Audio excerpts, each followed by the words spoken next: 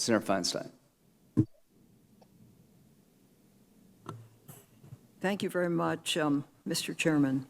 As I understand this, today is the second hearing in the chairman's examination of Crossfire Hurricane. That's the FBI's investigation into Russian election interference and ties to the Trump campaign. Inspector General Horowitz confirmed after a 19-month investigation, the FBI had a legitimate basis to investigate whether the Trump campaign was involved in Russia's efforts to interfere in the 2016 election. Specifically, in late July 2016, Australian officials informed the FBI that Trump campaign advisor George Papadopoulos had advanced knowledge that Russia was willing to, quote, assist the Trump campaign, end quote, by anonymously releasing dirt on Clinton in the form of thousands of emails. The FBI learned this 1 week after WikiLeaks had released 20,000 emails that Russia had hacked from the computers of the Democratic National Committee.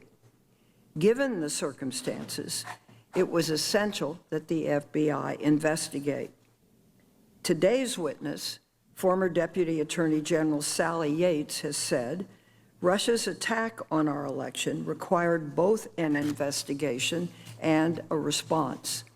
And as Inspector General Horowitz confirmed, the opening of the investigation had nothing to do with reporting from Christopher Steele, the so-called Steele dossier. That counterintelligence investigation, Crossfire Hurricane, eventually became the Mueller investigation. And former Deputy Attorney General Rod Rosenstein recently confirmed to this committee that the Steele dossier had nothing to do with the Mueller investigation either. Mueller's investigation detailed sweeping and systematic Russian interference in the 2016 election. The special counsel determined that the Russian government, quote, perceived it would benefit from a Trump presidency and worked to secure that outcome, end quote.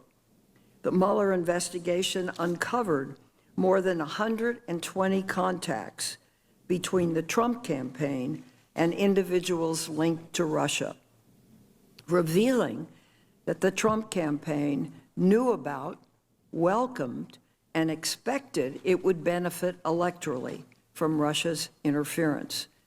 The investigation also established that individuals associated with the Trump campaign repeatedly lied to Congress, the special counsel, and the American people to conceal their contacts with Russia. We also disagree with President Trump and his allies' claims about Michael Flynn, namely that Obama officials, including Vice President Biden, unfairly targeted Flynn in order to undermine Trump's presidency. And the facts are well known and not in dispute, but let me review them. In late December 2016, President Obama imposed sanctions to punish Russia for its unprecedented attack on our democracy. That same day, Flynn spoke several times with Russian Ambassador Sergei Kislyak. Transcripts of the calls reveal that Flynn urged Russia not to escalate matters, but to respond to U.S. sanctions in a, quote, reciprocal, end quote, or, quote, even-keeled, end quote, manner. Flynn did not express disapproval for Russia's interference in the election. Instead, he sent a clear message that the incoming administration was not interested in holding Russia accountable, a message that undermined U.S. policy. When Flynn was interviewed about his conversations with Kislyak as part of Crossfire Hurricane, he did not tell the truth.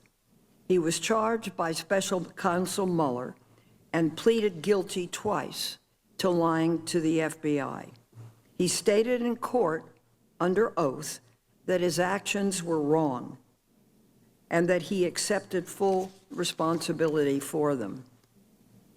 Despite Flynn's guilty pleas, this May, Attorney General Barr intervened to dismiss the case over the objection of career prosecutors. Flynn was not treated unfairly.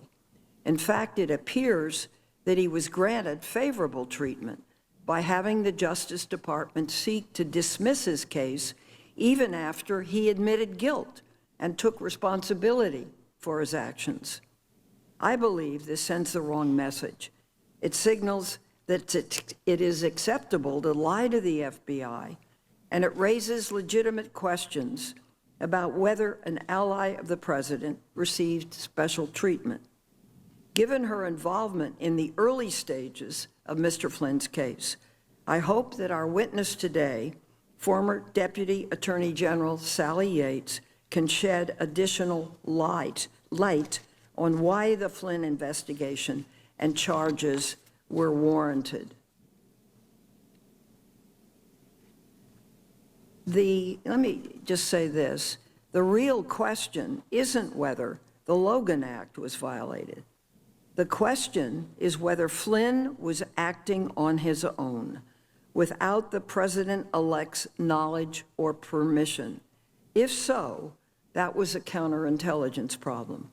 If, however, the incoming president did know that Flynn was talking to Kislyak, asking Russia not to overreact to U.S. sanctions, and suggesting that the incoming administration would not hold Russia accountable, then why was the incoming president not interested in holding Russia accountable for interfering in the 2016 election?